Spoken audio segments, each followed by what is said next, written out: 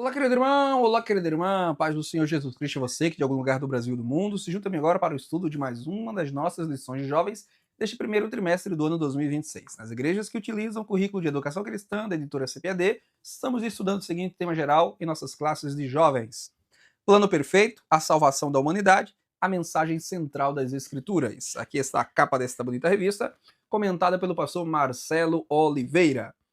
Que satisfação imensa é para mim dividir esta videoaula com você, assinante da nossa mentoria EBD Inteligente, que interage diariamente comigo em nosso grupo de mentoria no Telegram, onde subsídios bíblicos, teológicos e também didático-pedagógicos são compartilhados para ajudar você, professor de escola bíblica dominical, se desenvolver com excelência no ensino da palavra de Deus e você que é aluno, se aprofundar no estudo bíblico para a sua edificação pessoal. Obrigado a você que a cada trimestre tem renovado a sua assinatura para estudar comigo e centenas de professores do Brasil e do exterior. Obrigado também a você que ainda não está em nossa mentoria, ou que estava, mas saiu por alguma razão, mas segue nos acompanhando pelo YouTube. Obrigado pelo carinho e estima. Lembre-se sempre de deixar aí o seu like, sua curtida registrada, se inscrever aqui no nosso canal se não é inscrito, ao final da aula e no Facebook, Instagram, e seguir as nossas páginas Thiago Rosas, oficial e também EBD Inteligente, e desejando entrar ou retornar para a nossa mentoria, para estudar com a gente, participar de sorteios mensais de livros, tirar suas dúvidas comigo, receber os arquivos de slides que projetamos aqui na tela, e agora com uma novidade, também estamos disponibilizando o texto sem as imagens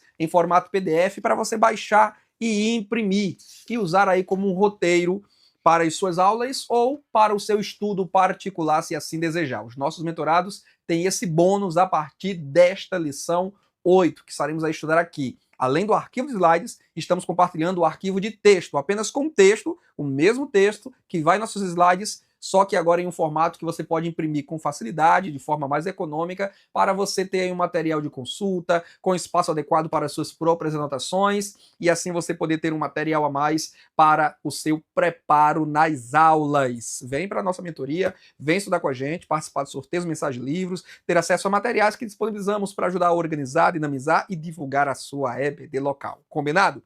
Vem comigo então, sem mais delongas, para a lição de hoje.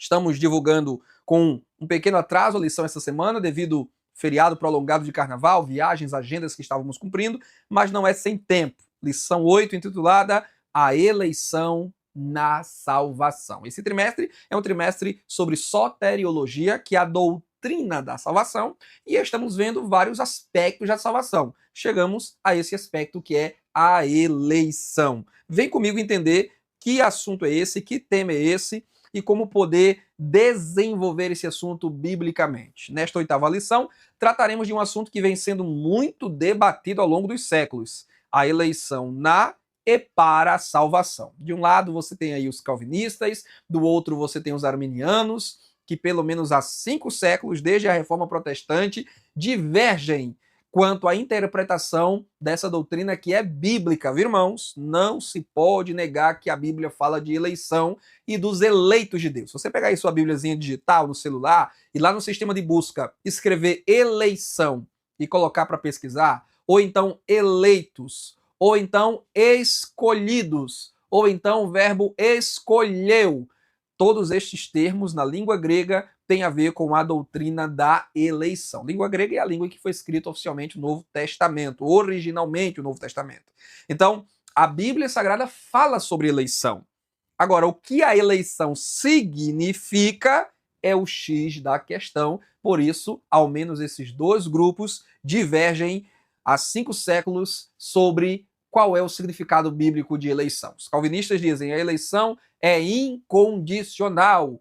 Deus elegeu pessoas para a salvação e essas pessoas, no tempo que Deus predeterminou na eternidade, crerão e elas permanecerão firmes até o fim. São os eleitos de Deus. Elas irão crer porque Deus as elegeu. Deus não irá elegê-las porque elas irão crer.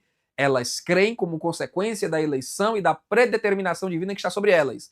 É o entendimento calvinista. Do outro lado estamos nós, arminianos, né? Eu imagino que você seja de uma igreja pentecostal, de uma igreja evangélica. As igrejas que utilizam o currículo da CPAD, as lições da CPAD, são, em geral, creio, arminianas, ou seja, elas seguem aquela linha de Jacó Armínio, final do século XVI, início do século XVII, embora não tenha sido ele o inventor da doutrina da eleição, acabei de dizer que esse é um assunto bíblico. Mas, em geral, nós linkamos essas escolas ao calvinismo e ao arminianismo porque foi João Calvino, de um lado, e Jacó Arminio, do outro lado, quem desenvolveu, especialmente no período pós-reforma protestante, esse assunto com mais exaustão, de modo que eles fizeram escola. E aí vem a escola calvinista, que segue o ponto de vista de João Calvino, e vem a escola arminiana, que segue o ponto de vista de Jacó Arminio. É óbvio que nem calvinistas concordam em tudo com Calvino, nem arminianos concordam em tudo com Armínio, mas, de forma geral, os postulados de Jacó Arminio acerca da doutrina da salvação,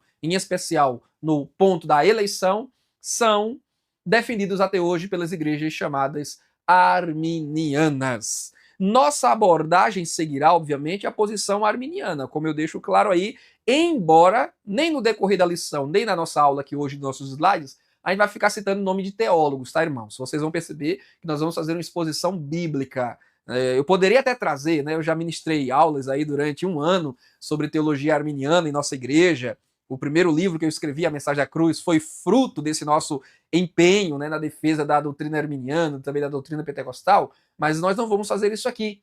Eu apenas trago isso na abertura da lição para que você, professor, professora, fique muito bem encaminhado, já entendendo, né, considerando que na sua aula pode ter um aluno ali, visitante, que seja de alguma igreja calvinista, algum aluno que saiu de alguma igreja calvinista, algum aluno que está recebendo algum tipo de influência de mestres e pastores calvinistas. Aí é bom você saber que a nossa posição será uma posição que seguirá a linha arminiana, que ensina a eleição condicional. Deus elegeu, sim, mas elegeu com uma condição da fé que ele previu em cada um de nós. Então, eleição incondicional é calvinismo. Eleição condicional é arminianismo. São duas escolas diferentes que interpretam a doutrina da eleição, que é bíblica. Então, a nossa posição é a posição professada pela maioria das igrejas evangélicas, sobretudo as pentecostais. Eleição condicional à fé em Jesus Cristo, tá bom? Dito isso, eu chamo a sua atenção para o manuseio da Bíblia em sala de aula. Você poderá levar, claro, aí vai do seu trabalho, da sua pesquisa, da sua metodologia, citação de um autor aqui, de outro ali, de um teólogo aqui, de outro ali, de um credo, de um sínodo, da declaração de fé das Assembleias de Deus, aí fica a seu critério de acordo com o seu trabalho. A nossa exposição aqui será uma exposição bíblica. Tópico 1.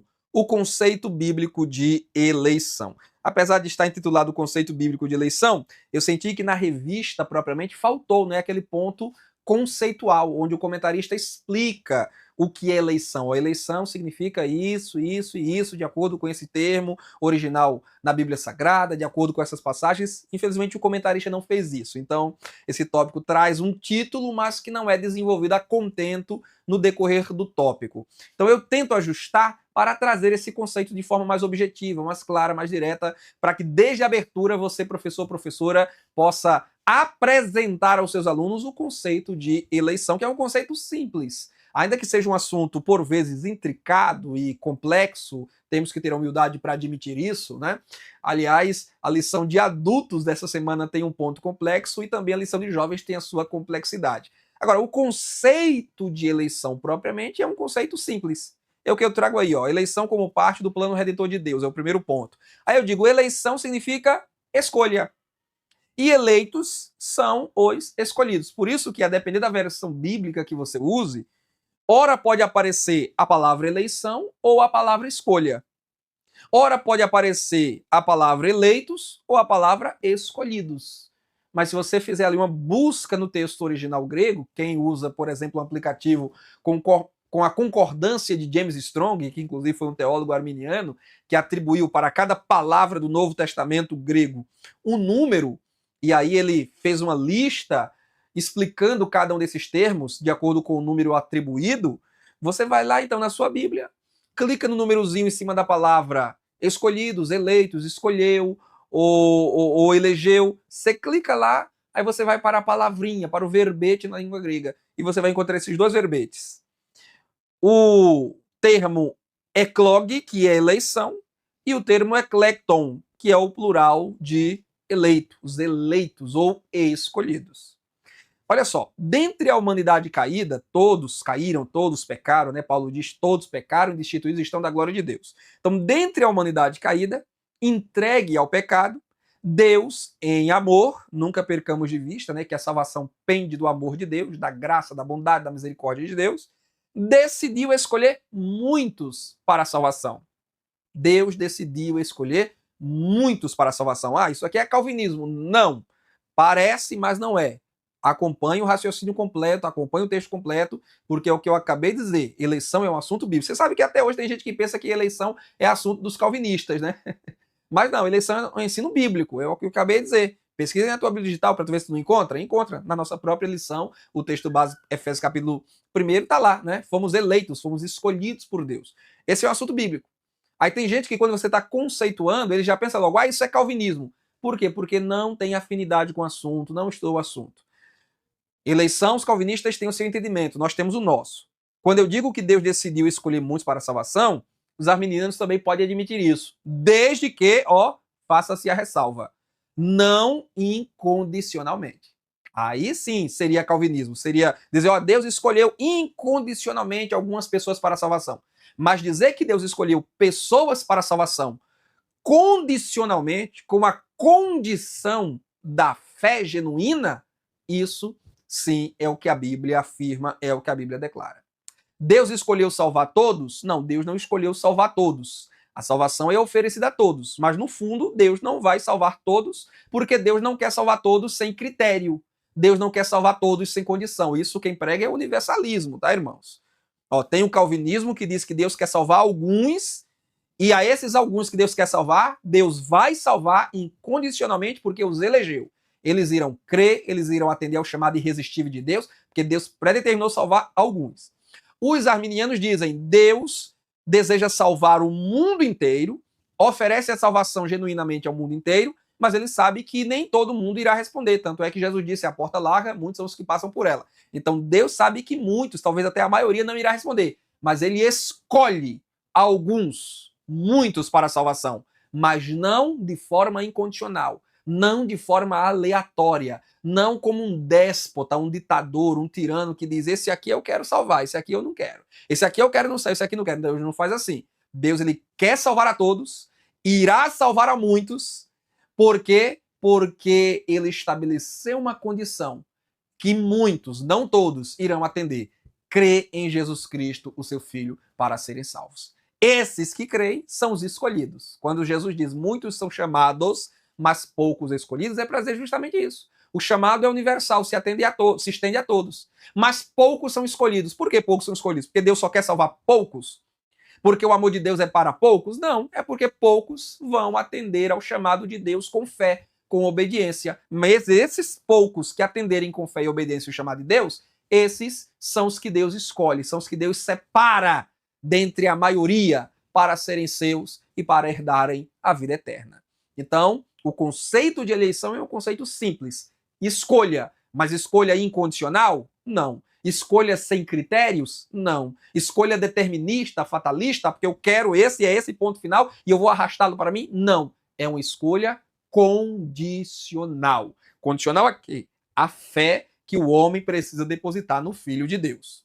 E eu já disse em aulas passadas, né, para vocês verem que nós estamos aqui caminhando em uma linha que avança e que sobe. Eu já disse a vocês em aulas passadas que a fé é sinergística. Nem é apenas de Deus, como um produto pronto e acabado plantado no coração do homem, nem é também um produto do homem, um mero esforço humano. É uma sinergia. É Deus capacitando-nos, é Deus provocando-nos, é Deus convidando-nos e nós respondendo, nós consentindo com a graça, nós dando livre curso à graça de Deus, nós atendendo ao chamado. Aí é a fé resulta disso, dessa sinergia Deus e nós. É mérito? Nunca é mérito, pelo contrário, quando eu creio, quando eu decido atender ao chamado, quando eu decido obedecer, eu estou dizendo que eu não tenho condição de ir sem ele. Eu estou dizendo que eu sou incapaz. Eu estou dizendo que de mim mesmo não tenho condição alguma, não tenho mérito algum, por isso estou confiando em Cristo. Então a fé nunca pode ser considerada um mérito humano, ainda que seja uma resposta a uma iniciativa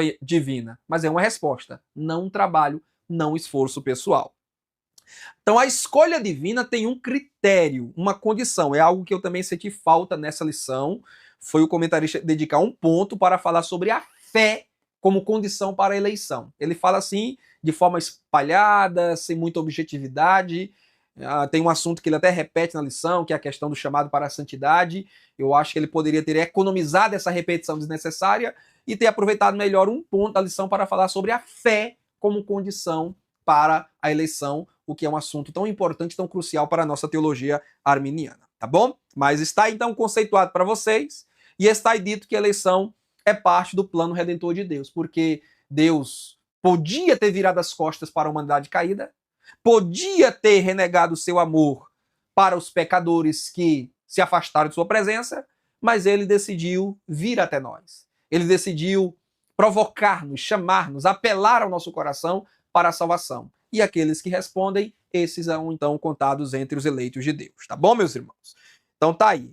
Esse aí que Deus puxou pela mão, viu, irmão? Considere ali a mão de Deus, né? Embora tenha ali traços um pouco femininos, mas considere ali como se fosse a mão de Deus, tirando alguém, não é? Do meio do mundão, dos pecadores caídos. Mas Deus fez isso aleatoriamente? Não. Deus apontou para um e disse, eu quero você, mas o outro eu não quero? Não. Esse a quem Deus está levantando aí é aquele que atendeu ao chamado de Deus. Chamado que foi dirigido a todos eles. Todos esses homens que aí estão representados receberam chamado. Todos esses ouviram o evangelho, Cristo falar aos corações, receberam alguma revelação da parte de Deus, na natureza, na pregação, pela Bíblia, enfim. Então Deus apelou a todos eles. Mas esse que está suspenso, sendo tirado, foi aquele que creu, foi aquele que deu ouvidos, foi aquele que recebeu no coração a Jesus e disse, eu reconheço o meu pecado e reconheço que Jesus é meu Senhor. Aí, tendo feito isso, Deus vem e faz o quê? O escolhe, o separa, o elege para a salvação, com a condição da fé. Sempre mantenha isso sob perspectiva durante a sua exposição desta aula esse final de semana, tá ok? Ponto 2, a eleição no Antigo Testamento, Israel como povo escolhido. Bem, saindo então dessa fase mais conceitual, a gente vai demonstrar nesse ponto 2 que Deus ele vem desde o Antigo Testamento elegendo pessoas, elegendo povo para propósitos que ele tem. No Antigo Testamento, Deus escolheu, por meio do patriarca Abraão, a nação de Israel. Trata-se de uma eleição corporativa, através de Abraão, seu filho Isaque, de seu neto Jacó e dos 12 filhos que eram cabeças de tribos em Israel, Deus elegeu essa nação. Podia ter escolhido os egípcios, mas não escolheu. Podia ter escolhido os gregos, mas não escolheu. Podia ter escolhido os assírios, os babilônios, os romanos, mas não escolheu. O povo que Deus escolheu soberanamente para representá-lo na terra, para ser as primícias de sua colheita, grande colheita na terra, foi o povo de Israel. Isso não significa, porém, que Deus não quisesse o resto do mundo. Tá vendo aí como a eleição de Deus nunca significa descarte do restante? Nunca significa desprezo do restante? Mesmo quando a gente está falando da nação de Israel, não significa que Deus queria apenas a nação de Israel. Como Deus, ao escolher você e ao escolher a mim, tendo nós respondido com fé ao chamado dele, não significa dizer que ele só queira você, que ele só queira a mim. Ele quer o mundo inteiro. Agora, quem ele vai escolher não é o mundo inteiro. Quem ele vai escolher é quem responder com fé ao chamado. Então, Israel foi a nação que Deus escolheu, porque em Abraão, ali houve uma resposta de fé. Não é? A gente já trabalhou, inclusive, trimestre passado. Abraão creu em Deus e isso lhe foi imputado por justiça. Próximo trimestre, nas lições de adultos, nós vamos estudar sobre os patriarcas. Você que gosta de acompanhar ambas as revistas, né, já vai aí se preparando e certamente nós vamos voltar a falar sobre a fé de Abraão, que lhe redundou em justificação. Então, porque Abraão creu, a sua descendência foi abençoada, foi eleita, foi escolhida por Deus para ser a nação da qual viria a lei, da qual viriam os profetas, da qual viria o Messias, da qual viriam reis como Davi, né? Então essa é a escolha de Deus, mas é uma escolha chamada de corporativa, por quê? Porque nós estamos falando de uma nação que foi escolhida. E é preciso deixar claro, professores, que a escolha de Israel como uma nação para representar Deus para o mundo inteiro nem exclui os gentios, gente de outras nações do mundo, pois Deus deseja salvar o mundo inteiro, Isaías 45, 22. Olhai para mim, sereis salvos vós todos os termos da terra, porque eu sou Deus e não há outro. Nem também a eleição de Israel implica dizer salvação automática para cada judeu. Nunca foi, não é, nem jamais será assim. Todos os judeus estão debaixo de uma promessa, e enquanto povo, eles estão vivendo bênçãos de Deus, bênçãos materiais, bênçãos espirituais que Deus prometeu à nação. Agora, salvação, aí precisa crer cada um individualmente, como Abraão, o grande patriarca daquela nação, creu. Esse é o ensino de Paulo na carta aos Romanos, por exemplo. Paulo diz isso com muita clareza, né?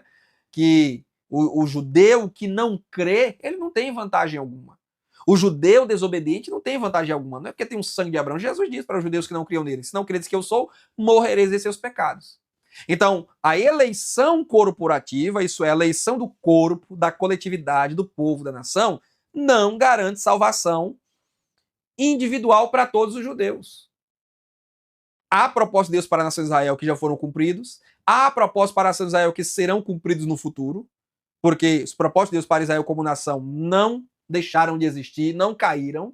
Haverá uma glória futura, isso precisa também ficar muito claro, para cumprir a eleição corporativa de Israel. Deus vai trazer uma glória futura. Os 144 mil de Israel que se converterão, haverá um grande avivamento espiritual durante o período tribulacional, o descendente de Davi legítimo governará sobre essa terra, sabe, o Senhor Jesus Cristo. Tudo isso tem a ver com promessas para o povo de Israel e os descendentes de Abraão, Isaque e Jacó.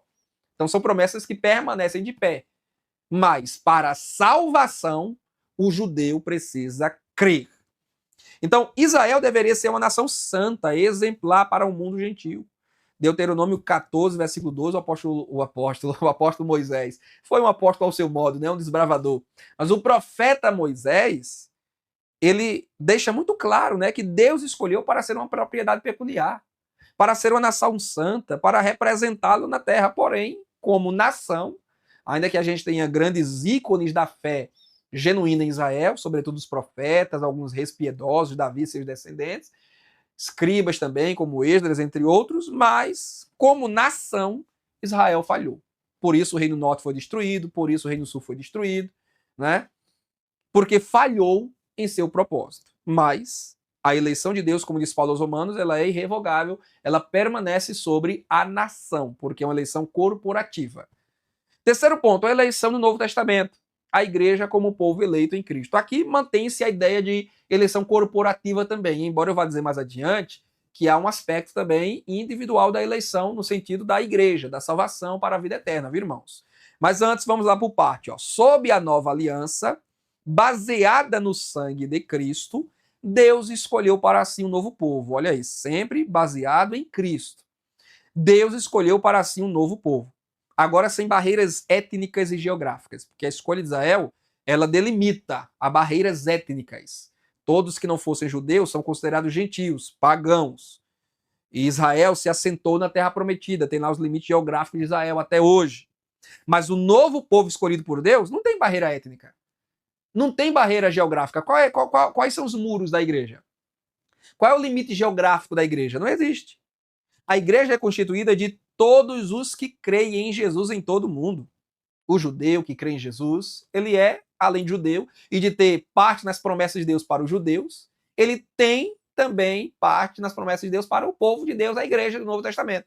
Então é bênção dobrada feito tapioca, como dizemos aqui no Nordeste, né, irmãos? O judeu crente, que crê em Jesus de verdade, como Pedro era judeu, como Paulo era judeu, aquele que crê em Jesus de verdade e vive com Cristo, ele terá a bênção dobrada, será uma glória muito grande por vir para ele. Também com aspecto corporativo, a eleição da igreja é fruto do amor de Deus para com o mundo inteiro. Então veja só, Deus ama o mundo inteiro, João 3,16. Deus amou o mundo, é um amor salvífico. É um amor que quer salvar. Deus quer salvar o mundo inteiro. Mas vai salvar o mundo inteiro? Não. Escolheu salvar o mundo inteiro? Não. Deus quer salvar o mundo inteiro, oferta a graça ao mundo inteiro, chama o mundo inteiro, envia os pregadores ao mundo inteiro, espalha a igreja pelo mundo inteiro, mas ele quer que os homens creiam em Jesus. E somente os que creem em Jesus serão eleitos, serão escolhidos para a vida eterna. 1 de Pedro 2,9 é um texto, irmãos, que eu de quando em quando vou trazer aí nos slides, porque é um texto que fala sobre eleição, né, a geração eleita, e fala sobre os propósitos da eleição. Então, vocês vão ver esse texto em 1 de Pedro 2,9, não é por falta de outras referências, não. É porque a cada citação que eu trouxer, eu vou trabalhar um aspecto desse versículo, uma parte desse versículo, dentro, evidentemente, da proposta de cada ponto da lição, ok? Nesse ponto aqui, é suficiente eu citar 1 de Pedro 2,9 apenas para dizer que a igreja é o povo eleito. Ou, nos termos de Pedro, geração eleita. Ele fala geração, ele diz nação, ele diz sacerdócio, ele diz povo. São termos coletivos, corporativos, usados por Pedro para falar da ação de Deus sobre a coletividade dos salvos, dos que professam fé genuína em Jesus Cristo, em qualquer lugar do mundo e em qualquer tempo. Então, a igreja, ela é eleita. é a noiva do Cordeiro. Deus determinou salvar esta noiva. Deus determinou salvar este povo. E esta determinação, ela também é irrevogável. Assim como a eleição de Israel, no sentido corporativo, é irrevogável, a eleição da igreja, no sentido corporativo, é também irrevogável. E isso, para nós, professores, é, como eu posso dizer, consolador. Porque a gente pode ter a certeza absoluta que Deus não vai desistir da nossa salvação. Deus não vai desistir do projeto de salvar a igreja. Por quê? Porque a eleição corporativa, ela é irrevogável, ela é soberana, ela é permanente. Então, haja o que houver, venha o que vier, as portas do inferno não prevalecerão contra a igreja do Senhor. Deus não desistirá do seu povo. Jesus não desistirá da sua igreja, da sua noiva, porque ele morreu para nos fazer povo exclusivo seu, e assim será. Ainda que a igreja experimente baixas pelo caminho, como tem sido desde os apóstolos de Cristo, né? Cristo escolheu 12 e um traiu. Então, desde a escolha dos apóstolos, a igreja vem sofrendo baixas. A igreja vem sofrendo quedas. Depois você vai ter lá, né, também aqueles que abandonam a fé, morrem em pecado no Novo Testamento, no primeiro século. Você tem lá Paulo falando de um Demas que o abandonou, amando o presente século. Paulo vai falar também de outros, como Himeneu e Fileto, que naufragaram na fé. Então vejam vocês que desde o primeiro século a igreja vem tendo perdas, vem tendo baixas. Mas como dizia Jacó Armínio, lá no século XVII, né, final do século XVI, início do século XVII, ele dizia que ainda que os membros do corpo pereçam, o corpo permanecerá vivo e herdará a glória que lhe está reservada, né? Então, assim é a promessa de Deus para a igreja, pelo que a gente pode ter a certeza que não vai haver nenhum dia que a gente vai acordar fora da promessa.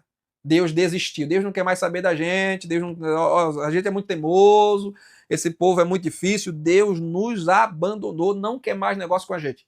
Isso não vai existir. Essa notícia ninguém nunca vai dar, e se der, é mentiroso. Pois a palavra de Deus nos garante que ninguém irá nos separar do amor de Deus que está em Cristo Jesus. Tá bom, meus irmãos? Claro, novamente, com a condição da fé genuína, e acrescento agora a perseverança. Então vejam, é o que eu dizia agora há pouco. Ó. Há um aspecto corporativo, mas também individual na eleição. Não tem nenhum problema você dizer isso, professor. Não é só corporativo. Não vá para a sala de aula só para dizer, Deus só nos elege de forma corporativa, é só a igreja. Isso é muito, como é que eu posso dizer, muito abstrato. Tá, a igreja é eleita, mas eu sou o quê? Né? Se só a igreja coletivamente é eleita, eu individualmente sou o quê? Eu sou eleito. Então há o aspecto coletivo e há o aspecto individual. A garantia para a glorificação final é dada ao corporativo, à coletividade, à noiva, à igreja triunfante que persevera. A mim individualmente não é dada a garantia, a menos que eu permaneça firme. É certo que a igreja chegará no céu, mas será certo eu chegar no céu se eu perseverar. A igreja poderá chegar no céu sem mim, que Deus me livre e me guarde, mas ela chegará. Agora, eu não chegarei lá se eu não perseverar. Se eu desertar da igreja, se eu abandonar a igreja, quando eu digo abandonar a igreja, não é a denominação propriamente, não é a congregação onde eu congrego, é perder a minha comunhão com a igreja, com os santos, com os servos de Deus, né? Me revoltar, virar um militante ideológico que seja, e começar a espancar a noiva do cordeiro. Então aí eu já não faço parte do corpo. Se não faço parte do corpo, que lugar terei na eternidade? Bem distante de Deus, com certeza. Mas que Deus me livre e me guarde, bem como a você também. Então há os dois aspectos, sim, da eleição. Corporativo, a igreja é eleita e é certo que ela finalmente será glorificada, mesmo que alguns de seus membros se percam. Então, o triunfo coletivo da igreja não depende de seus membros, depende da promessa de Cristo que está sobre ela. Agora, no aspecto individual, pelo que se diz que cada crente é eleito, tanto é que em Romanos 16:13, Paulo fala de um irmão, um obreiro da igreja, que ele chama de eleito no Senhor, no singular, eleito no Senhor. Para ninguém também dizer, a eleição é sempre coletiva, nunca há um uso individual da palavra eleição ou eleito na Bíblia. Sim, Paulo fala de um crente eleito. Então a gente pode dizer que cada crente individualmente é eleito e a igreja coletivamente eleita. Agora, individualmente, a certeza da glorificação final é dada somente aos que perseverarem e confirmarem sua vocação. É inclusive uma declaração de Pedro, né? Fazer cada vez mais. Pedro diz assim. Pedro diz: fazer cada vez mais firme a vossa vocação, isso é o chamado, e eleição, porque são duas coisas. Vocação foi o chamado de Deus para mim. Eu atendi por fé. Atendendo por fé esse chamado, essa vocação, eu entro para o grupo dos eleitos, dos escolhidos de Deus, os que foram escolhidos condicionalmente, de acordo com a condição da fé. Mas para que eu permaneça nesse grupo, eu preciso confirmar. Confirmar como? Como é que eu confirmo? É vigiando, é obedecendo, é adorando, é servindo. Então eu recebi a graça de Deus na minha vida, mas agora, no processo de santificação, que é também sinergístico, até mesmo alguns irmãos calvinistas admitem isso, como R6 Pro, que já dorme no Senhor. R6 Pro escreveu um livretozinho sobre santificação, onde ele fala que a santificação é sinergística, ou seja, é você e Deus trabalhando a sua santificação, desenvolvendo a sua santificação, se purificando do pecado, da mentira, da inveja, do ódio, do crime, da violência, do vício, etc., e vivendo cada vez mais perto de Deus, na oração, no louvor, no culto congregacional, no serviço cristão. Então Deus não vai me santificar sozinho, eu deitar na minha rede, na minha cama, sem orar, sem ler Bíblia, sem comunhão com a igreja, sem louvar o Senhor, sem jejuar, sem evitar o pecado. Deus, a santificação não é automática. Eu já disse a vocês em outras ocasiões que não tem isso de hoje eu sou mais santo que ontem de forma automática. Eu devo ser santo, mais santo do que ontem. Amanhã devo ser mais santo do que hoje. Mas não serei, a menos que eu tenha o meu próprio esforço respondendo. Não é um esforço à parte do Espírito Santo. Nem também uma coisa que eu faço para poder conseguir a ajuda de Deus. Como se Deus estivesse olhando para mim, fazendo sozinho a minha parte, e depois chegar e fazer a parte dele. Também não é assim, não. Não entenda a santificação, não entenda a salvação assim, não. Nunca. Nunca é Deus fez a parte dele só e agora eu vou fazer a minha só. A nossa parte, que nós fazemos, é sempre feita com auxílio de Deus. O trabalho de Deus é Ele quem faz. Mas o nosso trabalho, nós fazemos com Ele. Pois Jesus disse, sem mim, nada podeis fazer. Tanto é que para poder crer, precisamos da graça primeiro.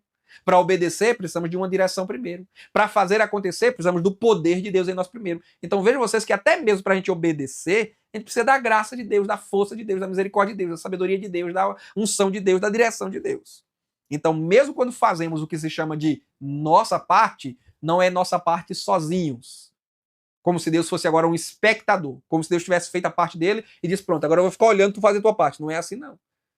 A nossa parte é uma parte feita com uma assistência divina. Isso é sinergia. É Deus nos ajudando, é Deus nos motivando, é Deus nos dando graça, é Deus nos fortalecendo e a gente respondendo, e a gente indo, e a gente obedecendo, e a gente confiando e fazendo. Tá bom, meus irmãos? Então, para confirmar a eleição, a gente precisa trilhar o caminho da obediência e da santidade, pois senão a gente pode acabar declinando individualmente da eleição, apesar de a igreja coletivamente prosseguir na eleição para o alvo que Deus a destinou. Bem, explicadas essas coisas em termos conceituais no primeiro tópico, eu convido você a adquirir o meu livro. Se você ainda não adquiriu, o meu mais novo livro, por enquanto apenas em formato digital, o que é bom porque você recebe de imediato, assim que efetua o pagamento, não precisa esperar pelos correios. Coloca aí o arquivo que vai em formato PDF no seu celular, tablet, Kindle ou computador e vai lendo, não é? É um livreto curto de 73 páginas, não é aquele livro muito volumoso, que você vai pegar e vai dizer, eu nunca vou conseguir ler isso no celular, no tablet, vai cansar muito a vista. 73 páginas, sem correria, você lê esse livro dentro de 2 semanas. Agora, se você tiver com tempo aí muito livre, de repente você trabalha aí no comércio, trabalha por conta própria, tem um bom tempo aí que você fica sozinho, procurando o que fazer no seu ambiente de trabalho, ou em casa, trabalhando no home office, esse livro você lê tranquilamente, então, dentro de uma semana. 73 páginas, com argumentos sólidos em defesa da plena, absoluta, completa, total divindade do Filho de Deus. Jesus não é meio Deus, nem meio homem. Jesus não é um semideus, nem é mero homem. Jesus é plenamente Deus. Revestido desde 2000 anos de natureza humana também, pois ele tem a dupla natureza, eternamente Deus, para sempre homem. Mas aqui, nesse livro, eu não abordo a dupla natureza. Eu abordo apenas a natureza divina, porque eu quero dar a você, meu leitor, a certeza por meio de uma exposição bíblica clara, bem fundamentada, bem coerente, bem explicada, bem didática, da divindade de Jesus. Aquele que é Deus eternamente com o Pai e com o Espírito Santo. Não é um Deus menor. é Deus em plenitude, igual ao Pai, ainda que distinto dele, tá bom? Então, se você deseja adquirir esse livro para ler e ser muito edificado, manda uma mensagem para a gente no 83986617832. Esse número também é o mesmo contato pelo qual você pode assinar a nossa mentoria e vir estudar com a gente. Lembrando, a partir de agora, os nossos mentorados têm acesso ao arquivo de slides que estamos projetando aqui na tela, combinando imagem e texto, para que fique algo mais dinâmico para você nos assistir do outro lado. E se você quiser, você que é nosso mentorado, pode usar esse recurso na sua sala de aula, projetando o data show na televisão, de acordo com o recurso que você tiver. Tem professores nossos que até imprimem cada um desses slides e expõem lá no quadro, ok? De acordo com suas possibilidades, de acordo com seus recursos. Mas além disso, agora você terá acesso ao mesmo material, mesmo texto, sem as imagens, agora ó, em formato apropriado para você fazer a impressão. Só o texto, tá vendo? Ó?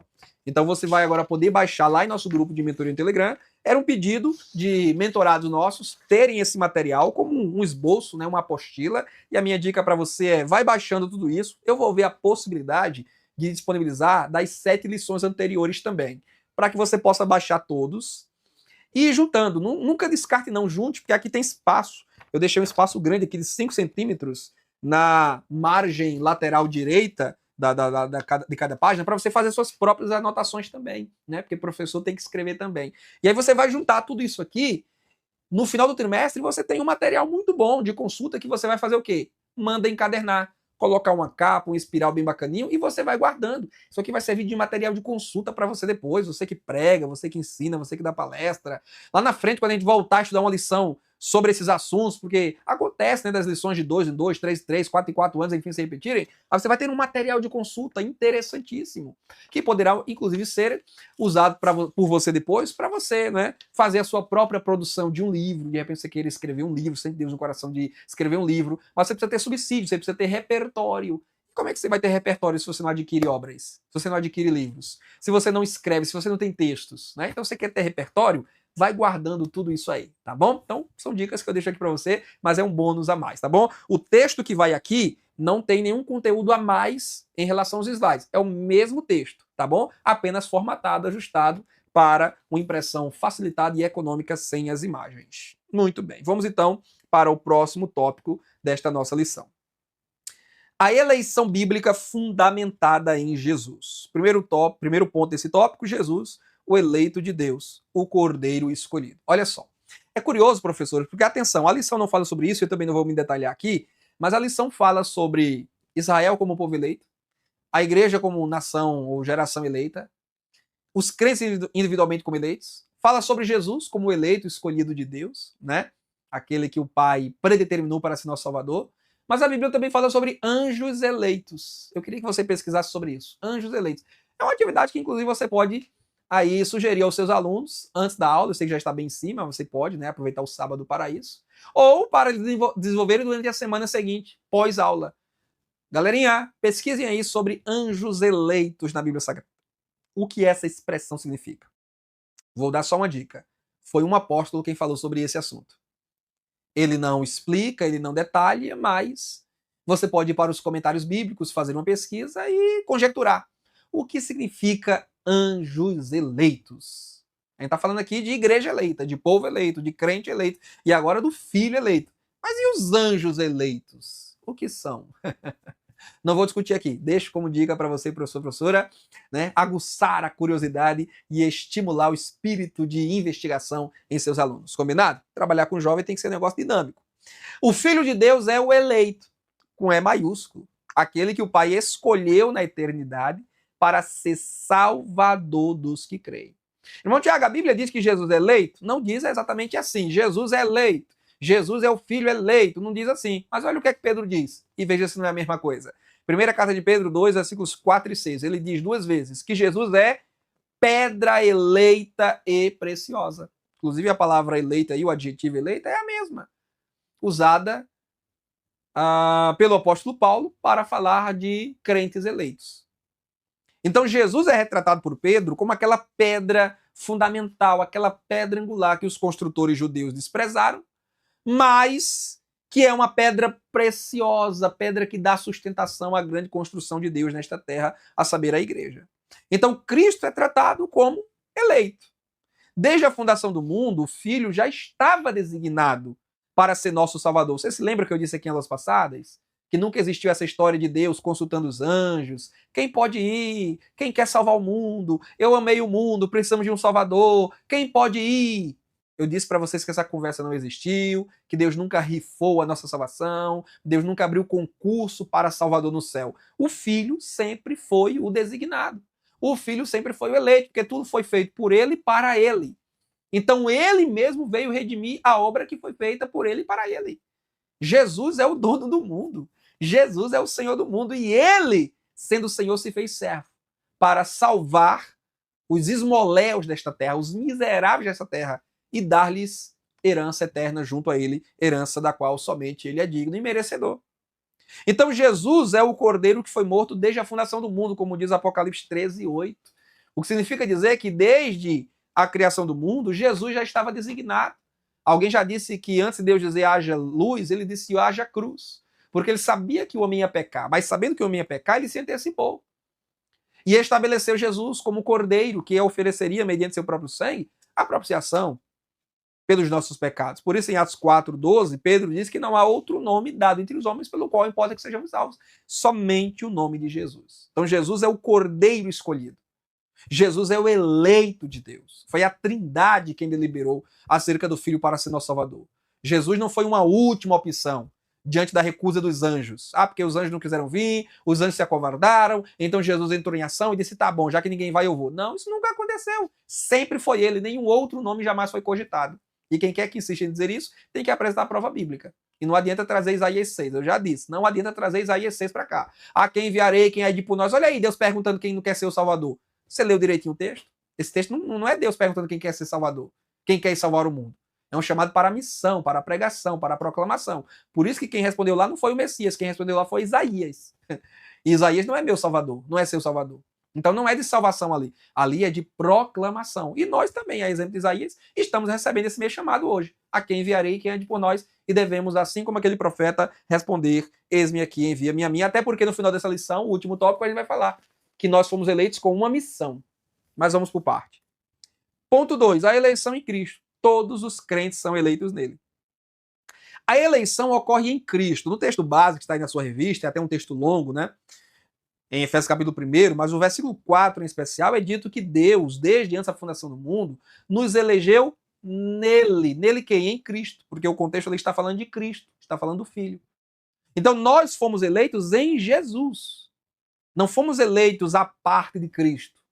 Cristo não veio para salvar aqueles que o Pai determinou de forma arbitrária salvar.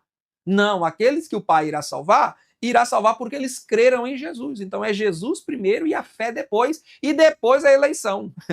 Não é eleição para poder vir a nossa fé e em seguida Jesus, respaldando nossa fé e eleição. É Jesus primeiro, nós crendo nele, e como consequência da nossa fé nele, a gente recebe a eleição. Essa é a sequência. Pode-se dizer que Deus nos escolheu para a salvação. Essa expressão, irmãos, ela em si mesma não é errada, não. Ah, irmão, Deus nos escolheu para a salvação. Isso não é calvinismo, não? Não, isso é Bíblia. Isso é Bíblia, é Paulo quem fala sobre isso. Que Deus nos escolheu para a salvação. Está na Bíblia. Faça a pesquisa que eu disse para você fazer. É um dos textos que eu estou citando aqui, entre esses slides aqui. Você vai encontrar. Deus nos escolheu para a salvação. Não é errado dizer isso. Desde que, como eu digo aí, você faça a ressalva. Deus nos escolheu para a salvação, mediante a fé. Paulo fala isso também. Mediante a fé. Nunca perca isso de vista. Pela graça sois salvos por meio da fé.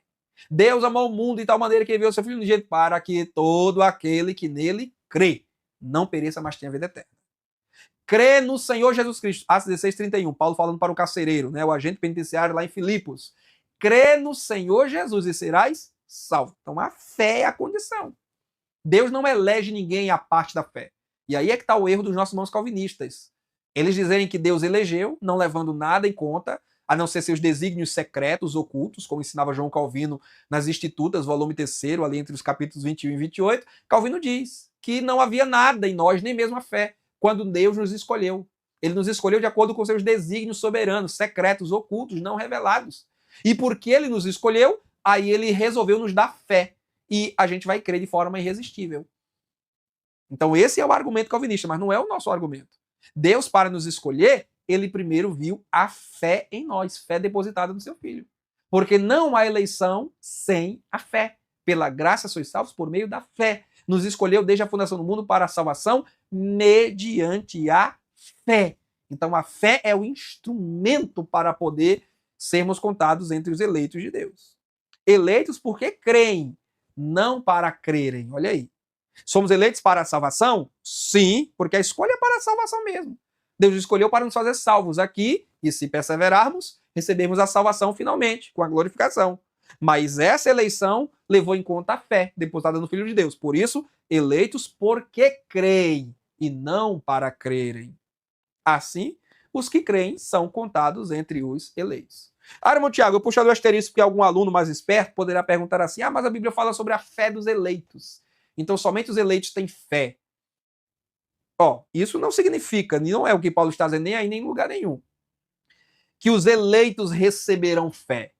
Significa sim que os que creem são eleitos. Qual é a fé dos eleitos? É a fé que você tem. É a fé que eu tenho, a fé em Jesus Cristo. A fé genuína, essa é a fé dos eleitos. Mas Paulo não está dizendo que ele, você, ou eu, ou qualquer pessoa, recebeu a fé porque era um eleito. Isso não é dito na palavra de Deus. Aliás, a Bíblia deixa muito claro, sempre, em todo o Novo Testamento, que a justificação é condicional à fé. Paulo deixa claro em Romanos, capítulo 3, que a fé é a porta de entrada para as bênçãos da salvação. O autor da carta aos Hebreus diz que sem fé é impossível agradar a Deus. Como é que a Deus agradou eleger alguém sem fé? Para poder lhe dar fé? Não, é o contrário. Deus dá, o homem crê primeiro e Deus o elege em seguida, e Deus o salva em seguida. Ninguém pode agradar a Deus, ninguém pode ser agradável diante de Deus sem a fé primeiro. Então, essa fé não é de todos. Paulo também diz em 2 Tessalonicenses 3:2, essa fé não é de todos. Tá vendo aí? Então nem todos vai crer. É óbvio, nem todos vai crer, é o que eu disse. Desde a introdução, Deus quer salvar a todos, Deus quer que todos creiam, Deus apela para todos, ele faz isso genuinamente. Genuinamente.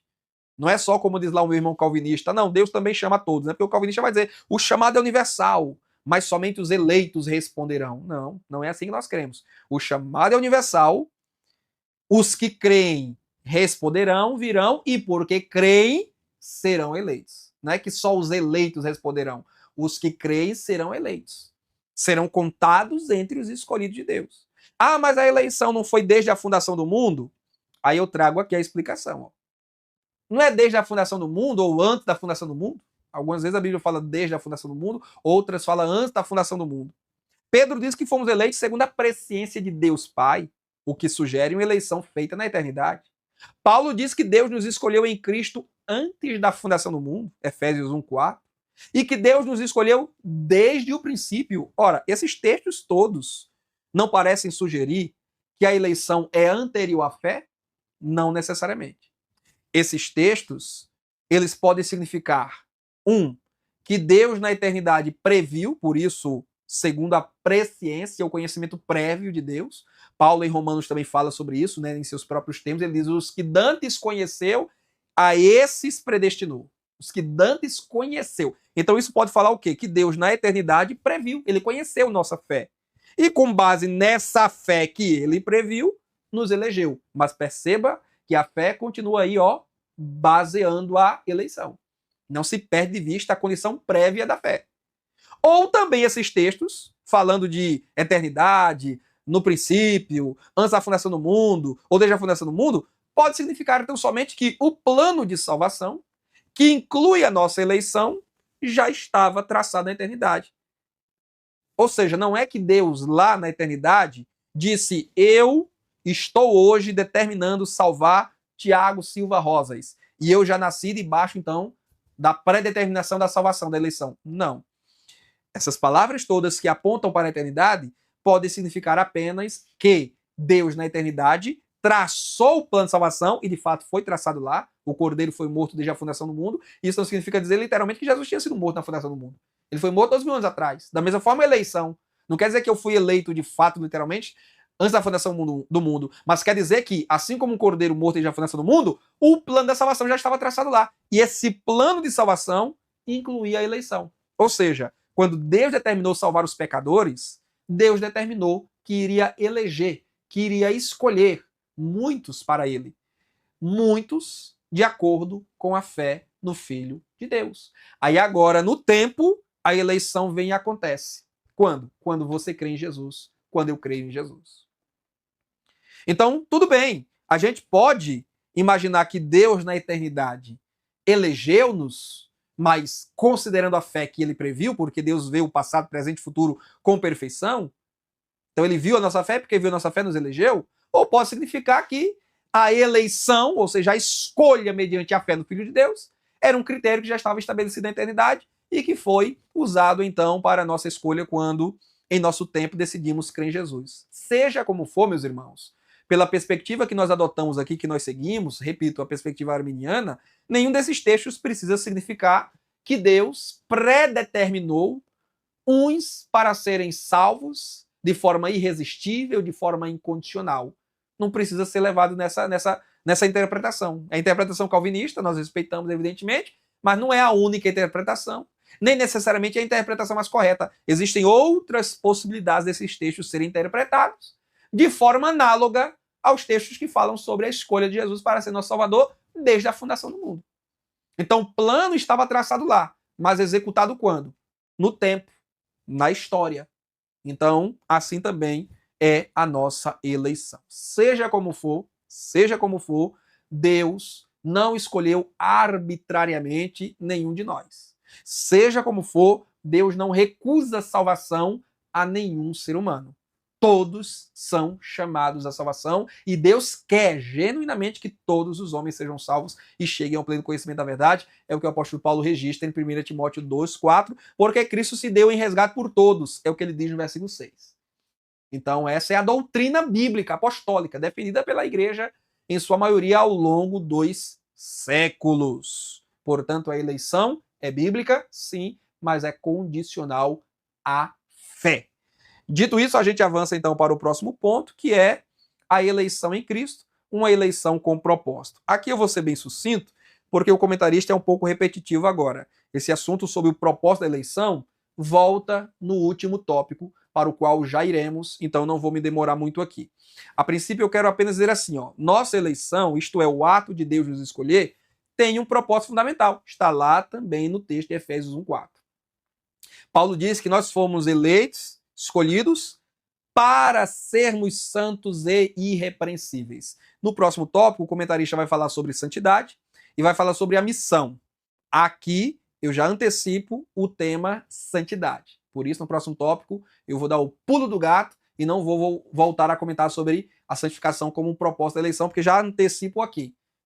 Cabe muito bem, encaixa como numa luva o assunto aqui, para sermos santos e irrepreensíveis diante dele. O que é que Paulo está dizendo aqui? Está dizendo que Deus nos escolheu para um relacionamento santo com ele. Diante dele, santos e irrepreensíveis. Diante dele, fala de presença, de companhia, de comunhão, de amizade. Mas qual é o modo dessa companhia, dessa amizade, desse relacionamento? Em santidade e em irrepreensão. Então esse é o grande propósito da nossa salvação, antes mesmo da missão que temos que cumprir. Que é proclamar ao mundo inteiro. Antes da missão, há o relacionamento. Jesus nunca enviou os discípulos sem primeiro tê-los chamado para junto de si, para a convivência, para a amizade. Marcos diz que aqueles a quem ele quis, ele chamou para si. E depois é que ele envia. Então, primeiro relacionamento, depois missão, serviço cristão. Assim como eleitos de Deus, devemos ter um caráter transformado. Colossenses 3,12 é um versículo onde Paulo novamente fala sobre os eleitos. Eles, como eleitos amados de Deus, devemos alimentar sentimentos, afetos que correspondam com esse nosso novo modo de vida. Então, a eleição é uma eleição para a transformação, para a mudança de caráter, para a mudança de conduta, para a construção de um relacionamento do crente com Deus, relacionamento esse que outrora foi quebrado por conta do pecado. Então, a eleição em Cristo tem como propósito primordial, que inclusive persistirá por toda a eternidade, um relacionamento santo com Deus. Porque o propósito da missão, que viremos trabalhar agora no próximo tópico, ele é temporário. Ele é apenas para essa terra. Ninguém terá missão evangelizadora no céu. É na terra. Agora, relacionamento, a adoração, isso persistirá sim por toda a eternidade.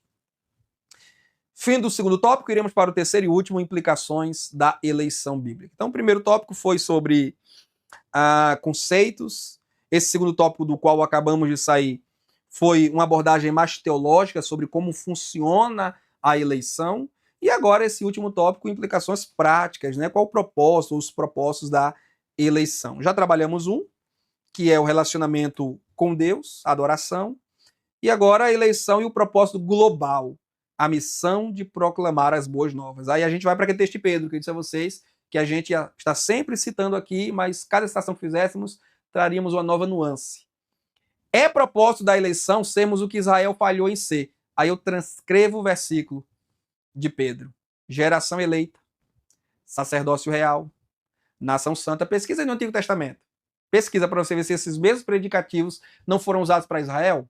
Foram. Lá no livro de Êxodo.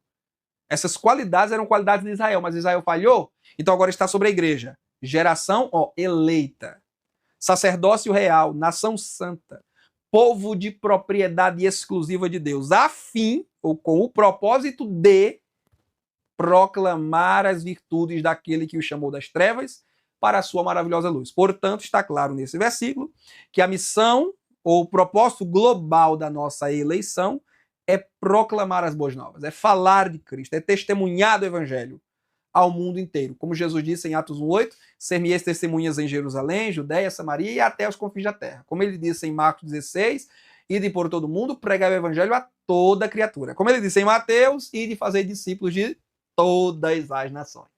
Então esse é o nosso encargo. Uma vez eleitos, escolhidos por Deus, porque cremos em seu Filho Jesus e fomos acolhidos na família espiritual do Senhor, agora devemos humildemente levar a mensagem de salvação ao restante do mundo. Por quê? É o que ele disse lá atrás. Deus quer salvar o mundo inteiro. Sem critérios, não. De todo jeito, não. De forma também assim autoritária, eu vou salvar fulano e ponto final. Também não. Deus quer salvar, mas qual é o meio? Qual é a dinâmica da salvação? É o evangelho ser apresentado, o Salvador ser anunciado, as pessoas ouvirem, a fé ser gerada, elas responderem ao chamado, virem e então tomarem parte no banquete do nosso Senhor. Amém, meus irmãos? Muito bem. Avanço então para o próximo ponto 2 e 3, e aí eu explico porque trago esses dois pontos numa tacada só. É que o ponto 2 fala sobre a eleição e o chamado para viver em santidade. Mas observe na sua revista que o chamado para viver em santidade já foi trabalhado no último ponto do tópico 2, como eu aqui argumentei com vocês, né? É o ponto repetitivo nessa lição.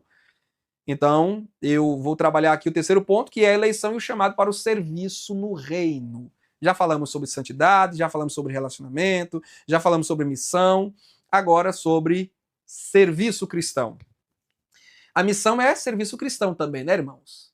A adoração a Deus é serviço cristão também, mas eu quero aqui trabalhar com a outra pegada. A eleição para a salvação, com a condição da fé, carrega consigo uma responsabilidade para com o reino de Deus. Fomos escolhidos, faltou o Szinho aqui, mas eu acrescento agorinha. Vamos lá. Para servir. Meu pai costumava citar um adágio popular que ele dizia, o pai dele recitava com frequência. E agora eu recito para vocês. Quem não vive para servir, não serve para viver. Ora, se a sabedoria popular diz isso, muito mais a palavra de Deus, né, irmãos? Não podemos ser servos inúteis. Fomos chamados para servir, trabalhar, cooperar. Então, você é um eleito porque creu em Jesus? Você tem uma missão. Trabalho pronto para ti, cristão, que demanda toda a tua devoção. Outro hino. Jovem, desperta, faz-te pronto, alerta, poucos dias são que restam para o cegado. Olha que a seara bem madura está. Então, Deus nos elegeu, nos escolheu, nos introduziu em seu rebanho para ficarmos deitados eternamente em berço esplêndido ao som do mar e à luz do céu profundo? Não, para trabalhar, para cooperar. Nos termos de Pedro, isso é o que significa ser sacerdócio real. Novamente, aquele mesmo textinho, 1 de Pedro 2,9. Sacerdócio real. O que é o sacerdote? É o oficial do culto. É o homem do sacrifício. É o homem que ensina a lei. Então, nós, jovens cristãos, eleitos por Deus, precisamos agora agir como sacerdotes, servindo, trabalhando, Para que Deus te chamou? Para que Deus te vocacionou? Para pregar, pregue, para ensinar, ensine, para cantar, cante, para compor, componha, para tocar, toque, para liderar, lidere, para cuidar da assistência social da igreja, cuide, socorra os pobres. Qual é a sua chamada? Qual é o seu dom? Deus nos entregou dons. Dons são, ao mesmo tempo, presentes, porque são concessões graciosas, dádivas de Deus, mas são também ferramentas para o trabalho cristão. Então, qual é o dom de Deus para você? Qual é a chamada dele na sua vida? Opere, desenvolva a sua salvação, como diz o apóstolo Paulo, né? Então, a eleição traz um encargo, uma responsabilidade, um chamado. Não é para sermos orgulhosos, eu fui escolhido, eu fui eleito. Não, jamais. É para desenvolver um senso de responsabilidade. João 15,16, não fosseis vós que escolheste a mim, eu que escolhi a vós, e vos nomeei para que deis fruto, e o vosso fruto permaneça. Então Jesus nos escolheu para darmos fruto, para produzirmos no reino. Ele nos escolheu. Ele nos aceitou. Ele nos incluiu em sua família. Não temos mérito algum, apenas cremos nele. Os méritos são dele, porque a obra foi ele quem efetuou na cruz do Calvário. Ele quem veio ao nosso encontro, ele quem nos buscou, ele quem ofereceu o seu sangue por nós. Por isso a escolha é dele. Tudo que nós fizemos foi dizer sim, eu aceito, eu abro meu coração, eu abro meu coração, eu abro meu coração. Foi o que nós fizemos. Mas o Rei da Glória não somos nós, é ele. Amém, minha gente? Há duas... uma vez eleito, sempre eleito, é uma pergunta que alguém pode fazer, né? Uma vez eleito, sempre eleito, o Simão Calvinista vai dizer que sim. Uma vez que Deus elegeu você, pronto, ele elegeu para a salvação, para a vida eterna, é impossível que você caia, que você decline disso. Do lado arminiano, há duas formas de responder essa pergunta. A primeira é a seguinte: eleitos são aqueles que Deus previu que perseverariam. Veja só, irmãos. E aí é uma coisa que até mesmo os arminianos eles precisam explicar melhor isso aqui, tá? Temos que dar a mão à palmatória, temos que admitir que por vezes nem nós do lado de cá deixamos as coisas tão claras, às vezes com as pontas soltas, umas arestas precisam ser aparadas. Então veja só, muitos teólogos arminianos dizem que eleito mesmo, de fato, não é apenas aquele que crê, mas aquele que persevera até o fim. Então, para poder definir alguém como eleito, de acordo com essa perspectiva, teria que se conhecer o final dela. Se ela finaliza com Cristo ou sem Cristo. Se ela finaliza com Cristo, é eleito. Então, a eleição precisa levar em conta o conhecimento que Deus tem sobre a nossa perseverança. Aqueles que Deus previu que perseverariam até o fim são chamados eleitos. Logo, se Deus previu que eles perseverariam até o fim, o eleito não se perderá. Porque Deus já viu que ele vai até o fim. Alguém pode dizer assim, mas e se ele cair, como é que fica? Não, se Deus previu, Deus já previu tudo. Ele não vai cair, não é porque Deus predeterminou que ele não caia. Ele não vai cair porque Deus já conhece a história dele todinha. E Deus, de fato, conhece todas as histórias. A sua, a minha, de todos nós. Deus sabe quem vai ficar firme até o fim e quem não vai. Mas na perspectiva arminiana, tem um grupo que diz assim, é eleito aquele que persevera até o fim. Então a gente se chama um a outro de eleito, nós nos chamamos de eleitos, mas só num jeito assim, vamos dizer, amistoso de dizer. No final das contas, no frigir dos ovos, somente Deus sabe quem realmente é eleito. Porque o eleito é aquele que creu inicialmente e perseverou finalmente. Assim sendo, a primeira resposta para a pergunta, uma vez eleito, sempre eleito, é: o eleito não cai. Mas, diferentemente do que diz o calvinista, porque o calvinista diz Deus elegeu incondicionalmente, porque ele quis, independente de qualquer coisa, essa pessoa vai crer e vai perseverar. O arminiano dirá não. Deus previu que essa pessoa iria crer, então houve uma decisão dela, e Deus previu que essa pessoa também iria perseverar. Então Deus levou em conta, sim, a fé, a obediência, a santidade, a perseverança, e no conjunto da obra, essa pessoa então foi eleita por Deus, e logicamente, se Deus previu o futuro glorioso dela, não há possibilidade de outro futuro, porque Deus não erra na sua presciência.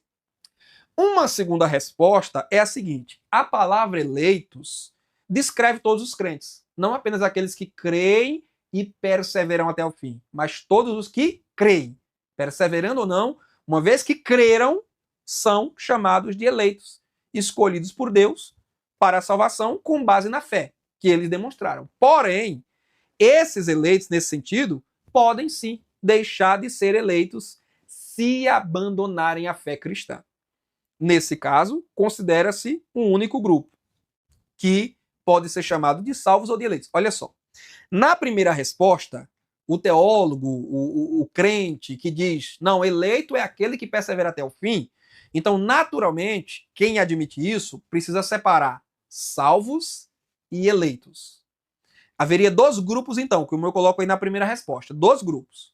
O grupo dos salvos, porque todo aquele que crê em Jesus é salvo. Crê no Senhor Jesus será salvo. Quem crê em Jesus é salvo. Se ele persevera até o fim, ele é um salvo eleito. Se ele não persevera até o fim, é apenas salvo, mas não eleito. Então, na primeira resposta tem disso também. Porque se Deus previu que a pessoa perseveraria até o fim e por isso elegeu, o eleito é aquele que persevera. Mas o crente que não perseverou, o que ele é? Não pode ser chamado de eleito. Então ele é apenas salvo. Ele vai confirmar a eleição dele se ele perseverar até o fim. Não perseverando até o fim, nunca foi eleito. É apenas salvo. Já na segunda resposta, quem entende que eleito é um termo distinto para salvo, para santos, para crentes, ou seja, os muitos termos que o Novo Testamento usa para se referir aos crentes em Jesus, eleitos, portanto, seria mais um deles. Esse eleito é todo crente. Se ele persevera, ele é eleito. Se ele não persevera, ele é um eleito apóstata. Ele é um eleito que se desviou. Ele é um eleito desistente. Então, neste caso, a eleição corporativa da igreja permanece intacta, mas a eleição individual foi rompida, foi abandonada. Então, para quem tem essa segunda resposta, ser salvo ou ser eleito é uma mesma coisa, porque você pode cair da salvação ou da eleição. Já quem entende que eleito é necessariamente aquele que persevera até o fim, aí, obviamente, o eleito não pode declinar da salvação, mas não é porque ele não pode, é porque ele não vai, né? Aí o correto não seria dizer ele não pode. Poder ele podia, mas Deus previu que ele vai até o fim. Então, se Deus previu que ele vai até o fim e a presença de Deus não pode falhar, porque senão Deus teria deixado de ver algo no homem, no futuro do homem. Isso é impossível, Deus é onisciente, Deus vê tudo, passado, presente e futuro. Então, uma vez que Deus viu que ele vai até o fim, ele não vai falhar. Então, ele é o eleito, de fato e de verdade. E aquele que falhar e voltar atrás, ele foi apenas salvo durante o período em que ele creu e esteve na fé. Então, eu estou dizendo para vocês o quê? Que mesmo entre os arminianos, e eu fiz questão de trazer essas considerações, porque, irmãos, parece muito simples você pegar a revista como está aí e trabalhar só o textinho da revista em sala de aula, né? E chegar lá, bacana, e não considerar essas questões, e não trabalhar essas dúvidas, e de repente você, professor, você pega de surpresa por uma pergunta de um aluno, porque não se engana, especialmente os mais jovens, estão lendo esses assuntos. Estão aí ouvindo pregadores, pastores reformados, literatura reformada, eles estão. E eu não tenho dúvida de que esse final de semana, tudo bem, de repente a sua sala aí, algum professor ou outro possa dizer, na minha sala os alunos não perguntam nada, são calados, são tímidos, se eu não provocar ninguém fala. Ok, bacana, talvez você nem terá muito esforço. Mas eu sei que já tem os professores de outras classes, as quais eu conheço de perto, que os alunos são questionadores, são perguntadores, eles levam mesmo as dúvidas e se brincar, coloca o professor contra a parede. E aí se você ficar só, né, na coisinha rasa, superficial, da revistinha, sem se preparar para essas questões, para essas perguntas, para essas coisas mais complicadas, intricadas da teologia, pode passar vexame, pode passar mal até em sala de aula. Então, o meu trabalho aqui, enquanto professor mentor, é me antecipar com vocês às possíveis dúvidas, aos possíveis questionamentos, aos possíveis dilemas que se levantarão em sala de aula. E eu espero que agora, ao final dessa aula, você esteja em melhor condição de responder. Nós temos os calvinistas de um lado, temos os arminianos do outro, a eleição incondicional aqui com os calvinistas, a eleição condicional aqui com os arminianos. Entre os arminianos, temos aqueles que dizem, não, eleitos são os que perseveram até o fim. Se não perseverar, nunca foi eleito. Era apenas salvo, mas não era eleito. Há outro grupo que diz, não, eleito é uma forma de Paulo, de Pedro, João, se referir a todos os crentes em Jesus. Mas foi desde a eternidade que foi eleito, então tem que permanecer até o fim. Não, mas como eu expliquei lá atrás também, desde a fundação do mundo, pode significar que Deus previu a fé de uma pessoa e Deus também previu que essa pessoa cairia. Enquanto ela estava crente, ela era um eleito. Caiu, deixou de ser eleito. Ou pode significar apenas que o plano da salvação, que inclui a eleição, a escolha para a salvação por meio da fé em Cristo, já estava nos planos da eternidade. Então eu expliquei aqui alguma coisa, tintim por tintim, trazendo conteúdo que não está na revista, para ajudar você, professor, a se sentir mais seguro na hora de tirar dúvidas, de comentar e de expor esse conteúdo em sala de aula, tá bom? Então, confio em Deus agora que você terá, por sua vez, um trabalho exitoso em sua sala de aula esse final de semana. Concluo. A eleição para a salvação começa no coração gracioso de Deus. Se revela em Cristo e se apropria pela fé. Não é motivo de orgulho, mas de adoração. Não é desculpa para descuido, mas chamada à santidade. Não é privilégio que nos acomoda, mas dádiva que nos convoca ao serviço fiel no reino de Deus. Vivamos como povo escolhido, vivendo conforme o propósito de Deus para nós, tá bom?